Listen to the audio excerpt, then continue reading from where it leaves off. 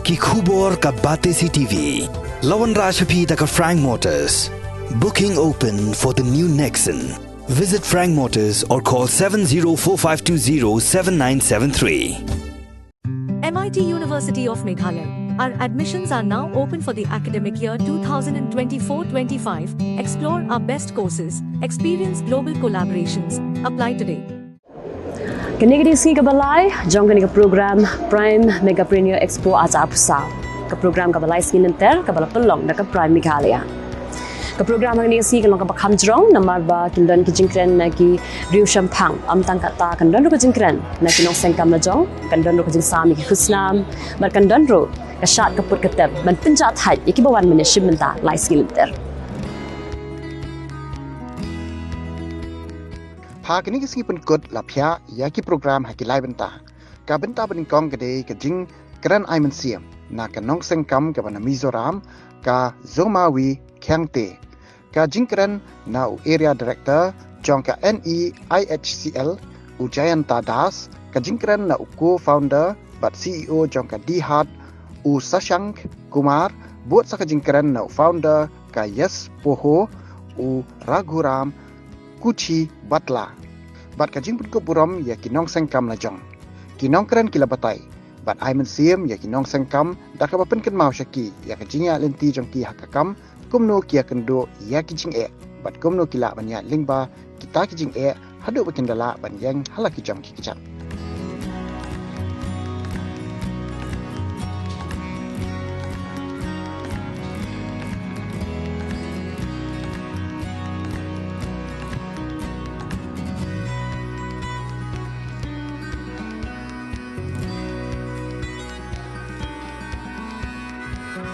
Put your hands together, ladies and gentlemen.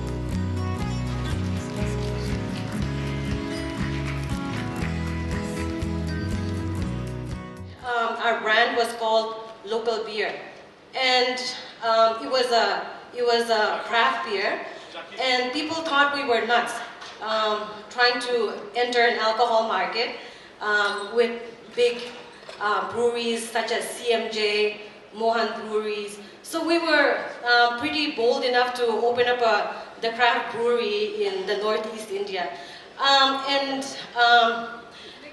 so in that journey, we wanted to stay very true to our craft, and so we said, hey, it's going to be a craft beer, like no other brewers were brewing here in the Northeast, and we will focus on small batches. So that's how we came up with the local beer. We distributed in Mizoram, and then also distributed it in Meghalaya.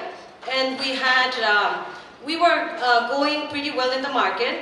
However, after 2 years or so, our state government decided to switch gears on us and decided to ban alcohol in our state. So we had to shut down our brewery. We weren't even given an export permit, so we had to shut down our whole production. And so we said, hey, let's keep on continuing with the brand, and we started contract manufacturing. And we were still distributing here in the Northeast. And after that, we said, look, it was going on very well. We were gaining a good share in the market. And however, then COVID happened. So we like the rest of the world, we just shut down everything. We had to put our business on hold. And at the same time, we realized that during COVID, that there was a huge rise in premium health beverage globally. So, and we realized that people were getting more conscientious. There were a lot of people that were into the non-alcohol drinks. And of course, India being one of the biggest markets, we decided to come up with our drink, local all-natural soda. And we also noticed that in Mizoram, there was not a proper food processing facility, and a lot of agricultural waste was going on in our state. And being from the state, we realized we had a very good access to the agricultural landscape of Mizoram. So we decided to come up with local all-natural soda. So it's a premium carbonated beverage. We manufacture in Mizoram. However, our goal has always been to get it across pan-India. And if I am not mistaken, we must be the only northeastern brand to be in metro cities in the FMCG space, in big retail. So what had really helped us and inspired us is going to exhibitions like this, like Prime. We participated a lot in the Northeast Food Show. I believe we were there for 2 years in a row. So we got feedbacks from the customers, we got feedback from the food connoisseurs, telling us, hey, this is a really good product. You can really market it out. So it really helped us gain that confidence to go pan-India. And last year we partnered up with a social impact investment company called Artisan, and with them we've worked our company to, at this point, to a 10 crore valuation, and we did raise some funds. And so beginning of this year we plan to be in southern part of India distributing our soda.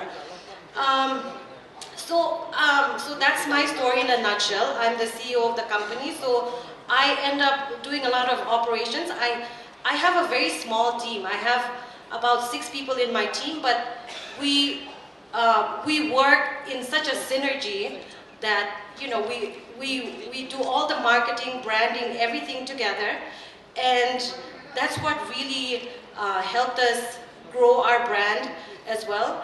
Just to work with a bunch of creative people, and also the same people that have the same drive as we do.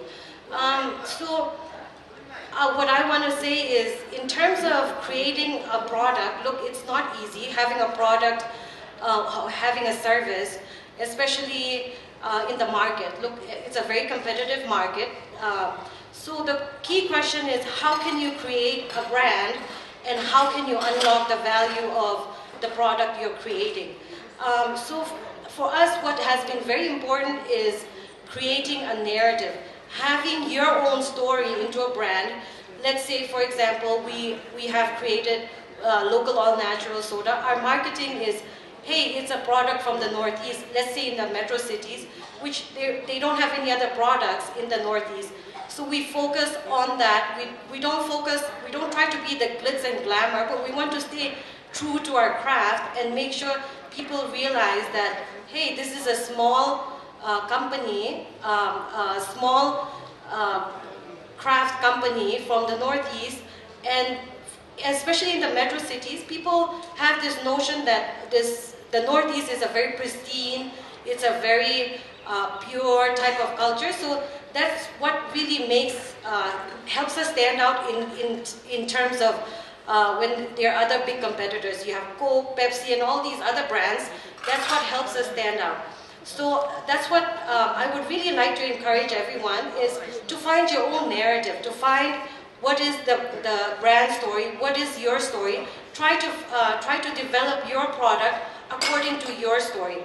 And one of the key takeaways for me has always been networking.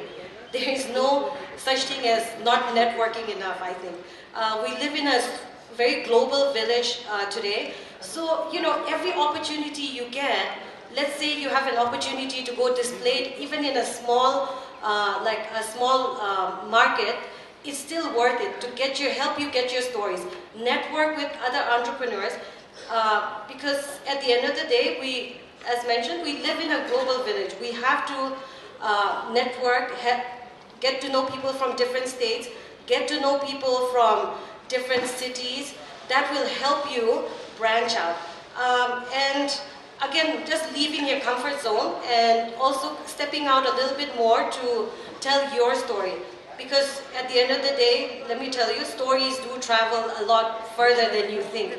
So there could be, next thing you know, you have a newspaper clipping, then someone in the far-flung region could find your story and get in touch with you, and then you can collaborate with them.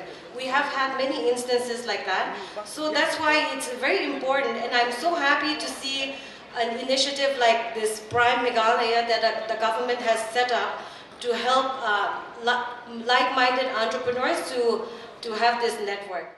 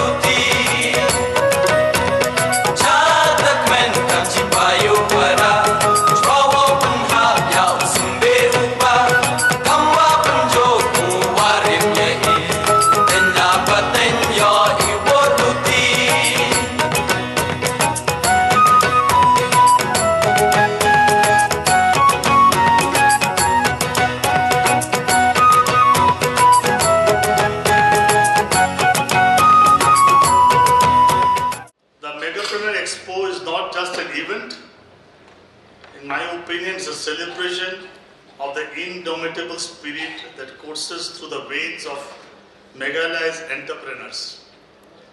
Today we stand at the crossroad of tradition and modernity, where age-old wisdom converges with cutting-edge innovation. I think that's what we are all trying to put them together. Throughout this expo, I'm sure we'll witness the convergence of ideas, the fusion of traditional practices with contemporary methodologies, and the birth of ventures that have the power to transform not only individual lives, but the very fabric of our community and economy. So as a speaker here, I am humbled to be part of this incredible gathering of visionary thinkers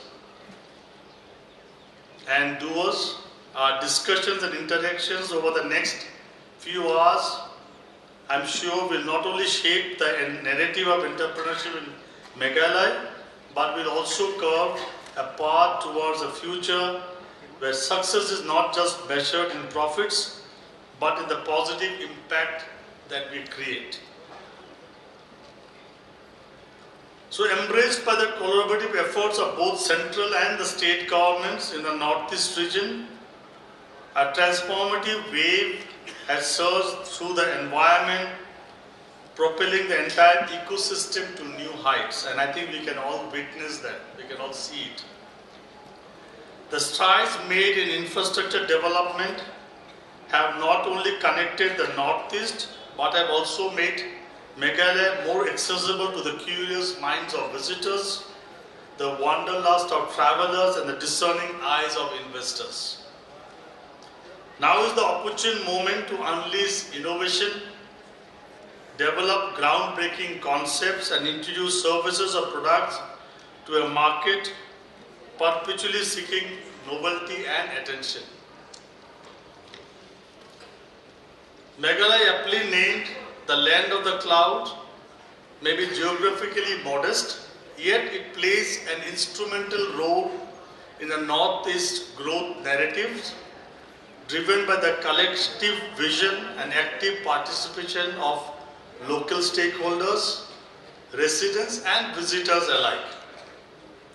Now, endowed with pristine natural beauty and a populace characterized by their amiability, innovation and proficiency in English, Meghalaya stands ready to confront economic challenges.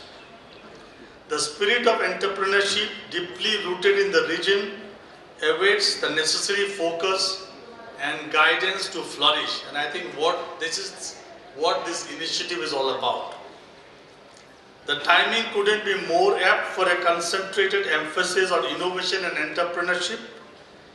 The Prime Megapreneur 2024 event emerges as a crucial step, nurturing new aspiration and cultivating a pool of motivated youth in the journey towards entrepreneurial excellence.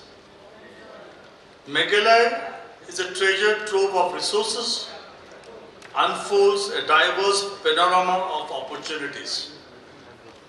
So to name few, for example, in the food sector, envision the abundance of citrus fruits, unique fruit wines, pickled delights, and prime cuts of meat, as well as delectable cakes and bakes.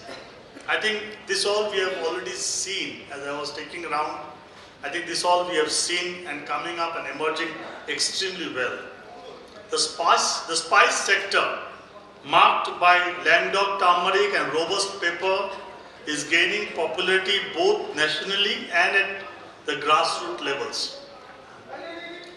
Rich in minerals like coal and limestone, Meghalaya is poised to make significant strides in the metals and allied industries. Handicrafts crafted from cane, bamboo and local grasses showcase the intricate skills of the local artisans, receiving global appreciations. Actually, we saw quite a lot of that in the expo that we have here. As one of the oldest education hubs in the Northeast, Meghalaya continues to thrive with prestigious national institutions, establishing centers in Shillong, nurturing a pool of qualified and educated youths. The Bargonic tourism sector, with its abundance of natural beauty, offers a plethora of activities from waterfalls and rock climbing to nature and forest trails, driving economic growth and providing employment across sectors. Now, speaking from the heart of the tourism industry in the Northeast, since I belong to that industry, I represent the Indian Hotels Company Limited, the hospitality arm of the Tatas. We got ambitious expansion plans in tourism and the hotel sector in the Northeast region, and particularly in Meghalaya. So I'm sure we have already witnessed the first 5-star hotel that we very humbly opened up in Vivanta as the Vivanta Shillong in November 2021. We of course have larger plans of at least another 3 hotels, if not more, across Meghalaya. So that's the plan that we have for this state. So we already have 1. We are at different stage of discussion of having another 3 more. So basically with 9 hotels operation in Northeast, 4 in the pipeline, and another few more at different stages of discussions across various brands and formats, this significant investment paves the way for a cascade of additional ventures. Expansion in these focus sectors not only opens avenues for ancillary activities, but also supports the main sector. As hotels proliferate, the demand for various goods and services, from linen, from crafts, crockery and uniforms to fruits, vegetables, rental vehicles, materials, trained staff, guides and bird watchers, creates a thriving ecosystem with secondary branches ready to be tapped by local and regional markets. In essence, Meghalaya is at the cusp of a transformative journey, and your presence here today alongside this vibrant community marks the beginning of a new chapter. Let us collectively chart a course towards prosperity, innovation and sustainable growth in this extraordinary region. Now specifically with regards to the hospitality industry, the different opportunities that we see wherein we could partner and support new businesses, entrepreneurships are in the areas of innovative foods and beverage products with local flavors. I was very pleasantly surprised to see a beautiful, lovely can of a rice wine, a rice beer. And in fact, I think, this is the type of product that we're looking at. The supply chain management of raw materials needs significant boost. The pineapples of Meghalaya, for example, plums, berries and other such produce, Meghalaya can play a significant role in fruit diplomacy. Across the different region of not only in India, but Southeast Asia as well. The fermented brews, I spoke about the rice wine, from these fruits can serve as new world wines to the entire world. Why should we only look at wines from France and Italy? Let's look at the wines from our region, and I'm sure there's ample and lot of opportunities here. We would also be happy to collaborate with local advertising or marketing entrepreneurs and innovators to promote both our businesses and their through joint campaigns. Ancillary industry to the hospitality sector, namely cars, charters, tree houses, log cabins, require significant boost, and we are ready to partner and support. We on our own way have developed local entrepreneurs who have been able to arrange this for us. However, the scalability of this initiative requires deeper understanding and involvement. Startups in the fields of service engineering has the potential to become strategic partners in providing solutions to the gaps that exist while providing actualized hospitality services to our end clients. They can yield further to become strategic business units for other sectors as well. Now, in the scenic backdrop of Shillong, Meghalaya, a new chapter unfolds in the entrepreneurial landscape. The potential is vast, offering a canvas for young minds to explore and exhibit their entrepreneurial prowess. The impact of tourism on Meghalaya has been a mixed bag, some positive and some not so favorable. Now, in this dynamic environment, there's a need to learn, unlearn and adopt new practices that safeguard the region, its communities and most importantly the environment. So I think striking a holistic balance among stakeholders becomes paramount important. The Meghalaya, with its abundant human and natural resources, stands at the cusp of driving innovations, fostering economic growth and generating employment opportunities. The focus must be on natural resource availability, identifying needs, assessing the economic viability of production, finding markets, optimizing packaging and transportation, and allocating capital effectively. A delicate balance involving raw materials producers, local markets, and government regulatory bodies is essential. Considering the potential of Meghalaya's fruits and wines reaching far beyond addressing questions about packaging improvements and product, the way we do that is actually very, very important. The path forward requires meticulous planning, concept discussions, and fostering ideation with a nurturing environment.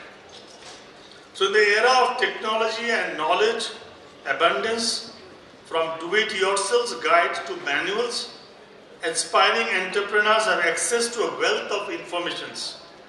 Yet, experience remains the ultimate teacher for those venturing into entrepreneurships. As the wave of innovation sweeps in, it holds the power to transform Meghalaya's economic fabric. Strategic investments, both private and public, and collaborative efforts are key to propelling the local economy, fostering prosperity, and transitioning from a mindset of job seekers to job providers. So to conclude, I think again drawing inspiration from another famous quote of our founder Jamshedji, who is considered as the father of free enterprise in India, no success or achievement, quote, okay, no success or achievement in material terms is worthwhile unless it serves the needs or interests of the country and its people and is achieved by fair and honest means. According to him, I do not want India to be an economic superpower. I want India to be a happy country where the goals extend beyond mere financial success. It's about creating value for society and aspiring for India to be a moral leader globally. Successes, he believed, belong to those who work hard and have the courage to pursue their dreams. And I think this is what entrepreneurship is all about, to pursue our dreams and create a value not only for ourselves, for our community and for the country.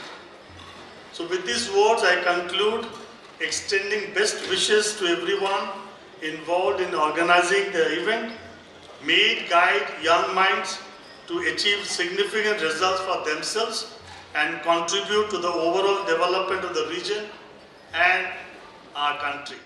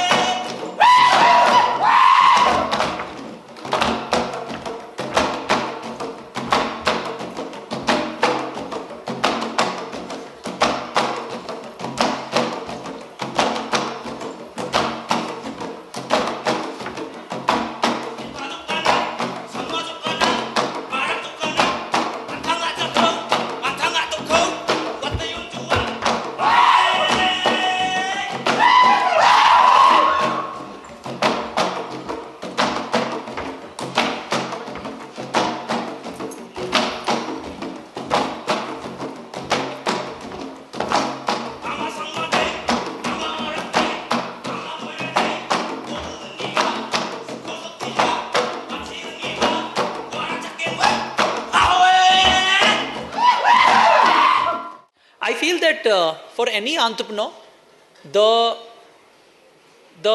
most important thing,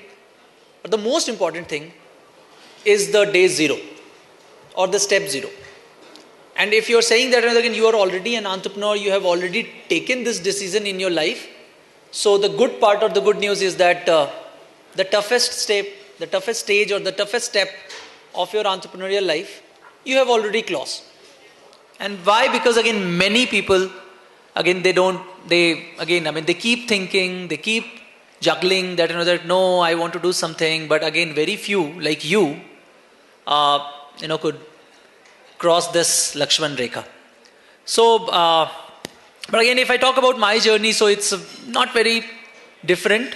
I belong to Bihar, belong to a farmer's family. My family owns a small piece of land, 3.5 acres, that used to be the source of livelihood.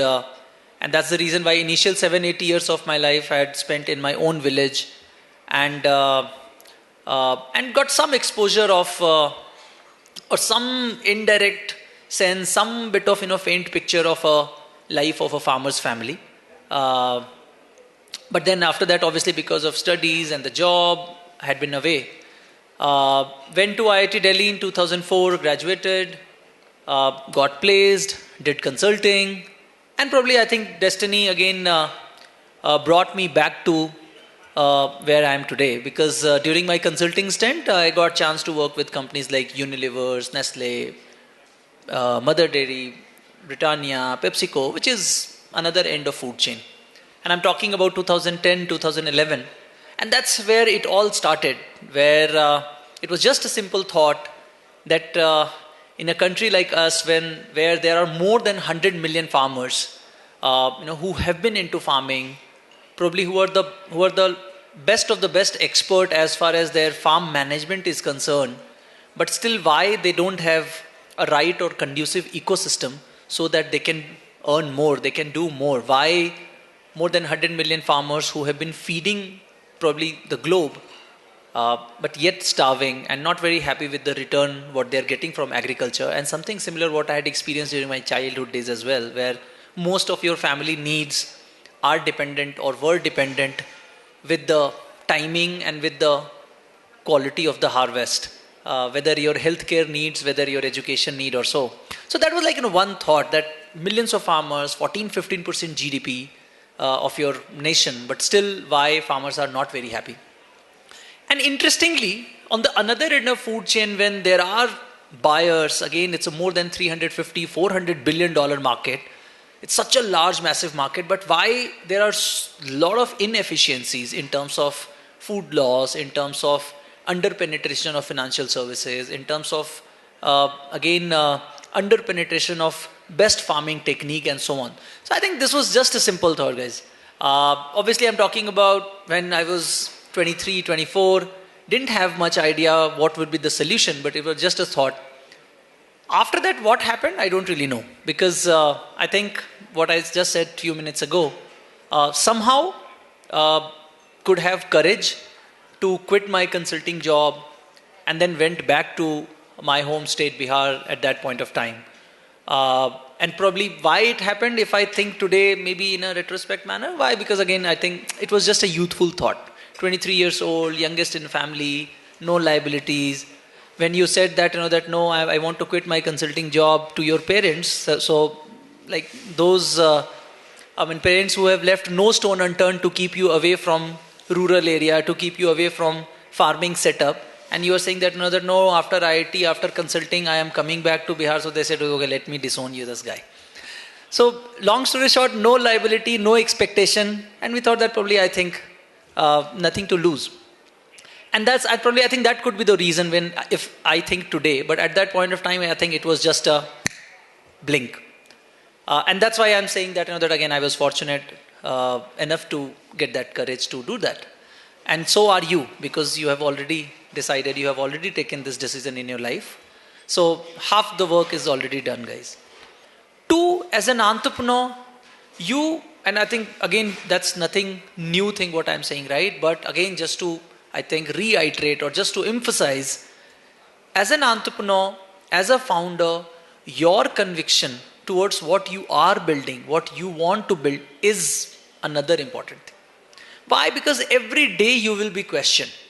Every day you will be questioned, right? By your family members, by maybe your neighbors, by your bankers or investors, or maybe your customers for that matter. That why do you exist? Why do you even exist? You are not unique. Every day people will question you. And that question will be a very direct, very brutal, very question towards your success. Unless and until you don't have a conviction, you will not be able to keep yourself motivated. So, I think that conviction is very important. Now, the question is where this conviction comes from. So, and like this is one thing probably I think what, not just me as an individual, we at Dehat, we keep doing every day. So we developed this habit during our early days to fast forward the things. And when you fast forward the things without and with an imagination that if things go well, and when you fast forward the things, and then basically the numbers, the stage, what you imagine, what you envisage, I think that obviously acts as the best recharge coupon for the entrepreneur. So what does it mean? So even though when we had 100 farmers, right, and by doing this exercise, we used to envisage that, hey, this 100 farmers can grow to 1,000 very easily. Not difficult, because model is working. This doesn't require significant resources. So 100 to 1,000, and the 1,000 used to be a number itself, basically again a great motivator for us. And then it doesn't matter who is asking, who is questioning what, or who is reacting what, whether it's negative or super negative, it doesn't really matter. That's where basically the conviction comes from. Even as on date, right? Even though when we are working with 2.3 million farmers, again, when we do this fast forward, we say that no, I think we already have our presence in 138 districts. We already have our supply chain in like so many villages. We already have thousands of team members. We have a lot of let's say free cash in hand. I think from 2.3 million farmers to 5 million farmers probably we can reach. Maybe next over a year and a half or two. If I extrapolate to 3-4 years, I think 10 million farmers is doable. And then you think, yeah, all right, so 10 million farmers is like 10% of the total number of Indian farmer. So that's where the conviction comes from. But then the third thing is the team. You need to have very, very good team. And again, in our case, in the context of Dehat, that was another good thing it happened. How? I don't really know. So imagine again, when I started 2011, within 2 years, I think 5 like-minded people, like another friend of IIT Kharagpur, another friend of Ahmedabad. So 5 of us basically again, I think we came together. So imagine that again, your model is not ready. You don't have money to, even pilot the model, but you have 5 people with you. Your core team is ready. And then again, in India, right, or maybe as a kid, or as a human being, we always feel good, right? कि यार चलो डूबने वाले अपन अकेले नहीं हैं. अगर कुछ होगा तो 5 जने एक साथ डूबेंगे. So I think that always used to give a feel-good factor or some kind of comfort. But again, on a different note, if there are a bunch of people around you, you complement each other, right? Someday one of you will feel high, another will feel low, and vice versa. And that's how basically again you grow, you build, you complement, and then basically again you progress. So the third thing is the team. And fourth is, and probably I think the most important thing, and for everyone, regardless of the stage of the entrepreneur, is where we are today as country. India, Bharat. I think the way how I see, and the way how basically again the kind of more and I can go on and on this, guys. I think as a fellow entrepreneur, I think it's my responsibility to tell each of you that I think next 10 years, everyone has admitted globally that in the next 10 years belongs to India. And again, my philosophy is that, let's say India as a country, which has already seen 15 years of startup era, right? Because in India, the startup era, it started in 2008, technically, like when food eBay, which is Zomato today, or Flipkart, which is well known, was started in 2008, 2009. So 15 years of, startup era, India as a country, we have already seen. And again, number of, companies basically are formed, scaled up, funded, went public and everything. And still, everyone across globe is saying that next 10 years, again, it belongs to India. So what does it mean? It means, and that's my philosophy, is that next Flipkart, next Google, next Facebook, it's not going to come from Delhi, Bangalore. It's not going to come from metro. It has to come from somewhere in Northeast, somewhere in Tier 3, somewhere in Tier 2, somewhere in Tier 4. Why? Because these problems are still unsolved. E-commerce ho gaya, cab aggregation done, food delivery done, right? All the sort of consumer internet, again, it has reached to its own saturation for that matter.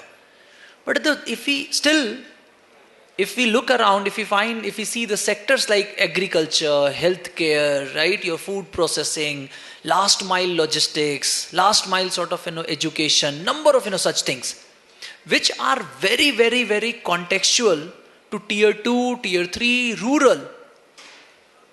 Essentially, the locations, the pin codes, which have got recent connectivity in its whole life, whether any village of India or maybe this part of India for that matter. And now on the success of that connectivity, people like you, people like me, basically, thinking to build startup from your home state, from a village, from a district, and yet sort of, carrying a large dream to build a kind of, multi-billion-dollar enterprise. So I think same thing if you interpolate to the context of Northeast for that matter, your Meghalaya for that matter. We all know that population density across India is highest where? Which part of India? Eastern part of India, correct? Yes or no? Population density is highest in the eastern part of India, yes? Do you agree? Yes? But that means if population density is high, so the consumption is high. No? Since the connectivity had never been great to this part of the world, that's where basically people used to build somewhere else and people used to ship here. Versus that now everyone will shift towards local supply and local demand and everything. I'm not just talking about consumables. I'm not talking about the physical connectivity, right? This is also true when it comes about the digital connectivity. So number of such things, in short, the opportunity. So that means if we start now, we all are very, very, very strongly placed. And then on top of everything, I think we are blessed to have a setup like this. When you have right knowledge partner, when the government, the chief minister, the senior secretaries himself basically again so determined, to again create thousands of entrepreneurs. So I think so that was the last thing from my side, and which is the most important thing. So that means if you just sum it up, proximity to problem statement already there. Conviction, the first step, since the path of entrepreneurs have already been taken and chosen, the conviction, it just needs to strengthen. It just needs to build more and more and more, which is a function of time. Team, you need to ensure whether you have a good team, good founding team or not. And then last not the least is the timing, which is for India, which is for Bharat, which is for each of these developing states like Meghalaya, like Bihar, like Odisha, like West Bengal. So if you just collate these four things, the future is ours. And then you all or we all will feel so proud, right? Because if we say that that no, Indian economy is likely to be $10 trillion by 2040. So imagine that that we all are going to be a contributor. And again, on behalf of all the entrepreneurs, all those people who are not entrepreneurs, they are going to be the recipient. वो तो बस experience करेंगे, right? But entrepreneurs, as an entrepreneur, we all are going to be contributor. So lastly, I think I just want to give you a leap of faith today, on this day, that $10 trillion economy of India, that is happening. Multiple, agencies, governments, World Bank, everyone basically has stamped it. Connectivity has improved. Data penetration is getting better. Government, in fact, that they are being more supportive. The forum is being more and more predominant, where basically all the fellow entrepreneurs can interact regardless of the stage of the enterprise. That means the chances of failure is minimal. So just kill the fear, believe in yourself, build your conviction, think big, and then things will happen with respect to time.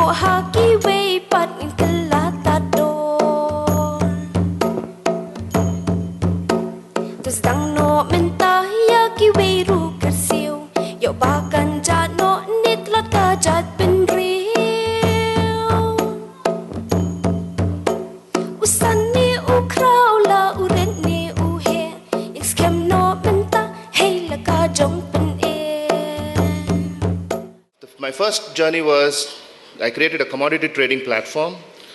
This is to help farmers in US and South America to be able to hedge their contracts, physical contracts with futures market. So as I was giving the demo to everyone, one such demo was for a friend of mine from my engineering days in Dindigul, who apparently came from a weaving community. And my intent was to sell this product to him so that he can use that for trading silk threads.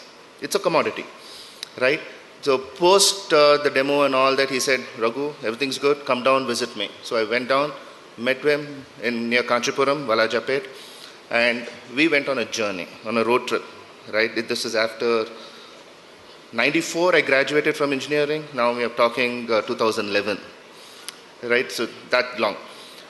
So that is when, as we went through all the weaving villages in Tamil Nadu, that's when I found what the problems were, right? So we came back, and then I sold the company, and during the same journey, I've met my co-founder, Meenakshi. So together, we started working on YesPoho. We didn't want to be another e-commerce platform where things are sold, right? By 2011, we already had e-commerce companies, so we didn't want that. So one of the most important things that we said what we want to be is, first, who are we? So as an entrepreneur, it's very important to identify, like you said, why do I exist? Every day I ask the question, what is my purpose? Whether it's my life purpose or YesPoho's purpose, why do I exist? So that's the fundamental question we started asking, right? Before we could even get into creating the business itself.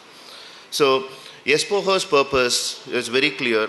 We are here to improve the livelihood of and socioeconomic conditions of the artisans in the handloom and handicraft sector, one by one, right? So now the market itself is huge. We all know how big the handloom and handicraft sector is and how many artisans we have in India. And once I finish India, we can go across India to Africa, to Southeast Asia, everywhere, right? But so the purpose is to improve the livelihood and socioeconomic conditions. Now, the second fundamental question that we started asking is, okay, now I know why I exist. How do I do this, right? And here's where we said we didn't want to be another e-commerce platform. Let's build communities, because that is the huge gap that that's there even today. Is the current generation and the artisan community, they don't know what each other wants. So the artisan community always produces the same goods and services, and current generation keeps moving on. So that's the huge gap. So we said we will build a community where these two will come together. In today's terms, we are the Facebook for all of India's artisans, right? So in our Yespoho platform, we have customers, their friends and family, and artisans. They directly engage and interact with each other.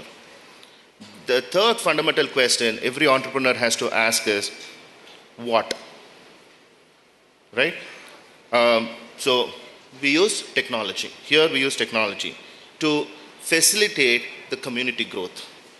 So our platform takes feedback based on the engagement the customers have on the platform, understands customers' taste and preferences, and then we use that to conduct skill development and training programs for our artisans. So now that gap has been closed, right?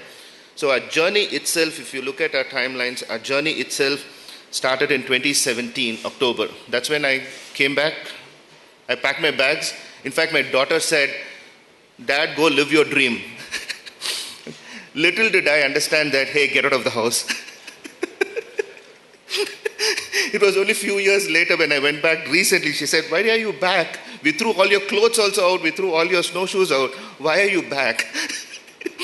So living my dream is, please get out of the house. Anyways, so 2017, we came here, we incorporated Yespoho, and the first order that we got, and at that time, because of my friend who lives in Kanchipuram, I lived in Kanchipuram, right? And the first order that I got was in May of 2018.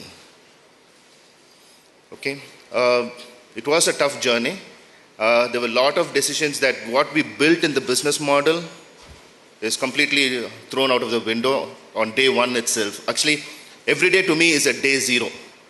Because every day there's a challenge, which means there is an opportunity for me to change and adapt. I don't see challenge as a problem. I see challenge as an opportunity for myself, which each one of you should be looking at it that way. Only then you will embrace failure. For a person who I'm not against any first rank holders here, but for a person who's got first rank, they're always afraid to fail than the person who gets second or third or the last person, because he has nothing to lose.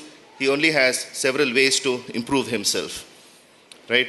So in Yespoho, every day it is a day zero for us. So which means there's always something, new problems, new challenges. And for a person like me who's come from the US after 20 years, adapting itself was a challenge for me. And especially sitting in Kanchipuram, working with those Kanchipuram weavers at the ground level was very tough. And what we did was we used to bring the orders into Kanchipuram, physically check, and if there's a problem with the order, again send it back to the artisan and again bring it back, right? So we were wasting time and a lot of money in logistics. We flipped the problem, right? Every time there's a problem, I told you there's an opportunity, right? We flipped the problem and we said, rather than pushing the products into the Kanchipuram, why don't we create hubs at each of these locations, let the hubs take care and ship directly to the customer. So here's one of the changes that we had done, right? So 2018, we got the first order. June 2018, we entered the first village. Apart from Kanchipuram, we entered into Upada. And we captured the entire Veeravaram village. Because any time we go into any artisanal villages, we find one person who always wants to do different. We work with him, we train him, we skill develop him, and then he becomes our trainer and he brings in the entire society for us, entire community for us. That is how we were able to scale the model from one artisan in 2017. We have 11,700 artisans today on the platform who are working with 10 million users on the platform, right? So one at a time we started doing this. We went into Upada, then we went into Dharmabaram, then we went into Coimbatore, and we started onboarding artisans and training them to come onto the platform, right? Then 2020, COVID came in, everything shut down. It was pretty sad for us. During COVID, we've lost several. First wave, it was a food problem. So we raised funds from our customers, created food packets, and we distributed to artisanal villages. Second COVID was life-threatening for us. It is then that we realized through the hubs that there were no medical facilities in the artisanal villages, right? So that's when we reframed our problem again, saying, okay, how can we help them? Because we're not here only to make money, we are here through their journey. So we know that in Espoho, if we can ship a product from an artisanal village to the city, you can ship a medicinal packet from city to a village, right? So first thing we did was we raised funds. We ordered medical kits that include thermometer, an oximeter, and paracetamol, and we distributed an artisanal village. Then we created another platform, 24-hour care, that only our artisans can use it, where they can order medications, and we were able to ship products right into our villages. So this is when our artisans understood the true value of what we are providing to them. We are just not another e-commerce company. We are here for your life, right? We will grow with you. We will work with you. Post-COVID, and during COVID, everyone wanted to get to online. So one way it helped us also from business point of view. We just zoomed from 1,000 artisans to 10,000 artisans post-COVID, right? And we expanded pan-India. At the same time, we went into Gujarat, we went into West Bengal. Today, we have about 11,000 artisans on the platform. We started going into Assam, NEH, DC, we signed an agreement. Recently, we started working with Gaurav sir and IIM CIP as well, right? It's a big opportunity for us. And recently, we acquired another company called Vasas, which is which works on the international platform. So, like you said, have self-belief. There are challenges every day. Convert them into opportunities. Believe in ourselves, and the world and the nature will respond to you. It will throw challenges at you, but it will respond to you. This is a smiling face. You should look at my back. There's whips and lashes all over. That's why I never show my back to anyone. There's whips and lashes all over. But still, every day I wake up saying, what is it today for me in store? How many lives did I touch? One of the profound statement, two quotes, right? Because I'm always about quotes. One, Steve Jobs said he wants to poke a hole in the universe. I think I found my universe, which is my artisanal community in handloom and handicraft industry. And it's not possible by one person, but I have a team right now, IIMs, Ahmedabad, IIM, CIP, then we have VAMA. The entire team out there is helping me poke a hole in this universe. And there's another famous quote from Henry Ford. This is for all entrepreneurs or anyone. If you think you can, you're right. If you think you can't, you're right. So it is all about you, right? Self-belief. There will be days, there'll be more challenging days, and you'll be depressed, just like stock market, right? Only few days you'll always have an up. The rest of the stock market is always down. But when it goes up, it'll really go up. So with this, I conclude. And if anyone has any questions and want to work with us, Espoho, on the handloom and handicraft side, by all means, we are open to you guys. We really acknowledge the presence of these entrepreneurs, and they're truly trendsetters. And of course, as you can see, Miss Chelsea Shangplyang from Tidbits Grill Republica Cafe, Shillong is here. Here we have, ladies and gentlemen, another wonderful round of applause. Sim Sangchi Munna Aran Momen for mineral water from Garo Hills.